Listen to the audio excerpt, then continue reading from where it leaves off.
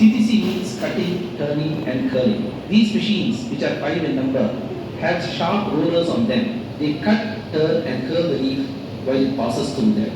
After the CTC, the leaf enters the cookie, which imparts heaviness to the tea while the tea rubs on its surface while passing through it. The tea then enters the oxidation area, where it is collected in stainless steel trays and allowed to remain there for almost an hour. During oxidation, the enzymes in the tea react with the oxygen in the atmosphere and changes in color and smell take place.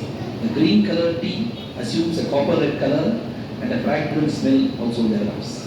After these changes, the tea enters the dryer. In the dryer, the tea is dried using hot air produced by a heater. Tea drying takes almost 16 minutes. After the tea is dried, it assumes a black color as seen in the market. The last 3 stages are cleaning, graining and packing. The fiber in the tea, which comes from the leaf stalk, is removed in the fiber mats. The teas are later graded according to size in the grader. There is a leaf grader and dust grader. The teas are later packed and sent for sale. The factory has for sale different types of teas. There are regular, strong, medium and light teas. Flavored teas like cardamom, chocolate, lemon, ginger, Earl Grey. Green tea, which is highly recommended for reducing cholesterol and lowering BP, is also available. White tea, which is made from the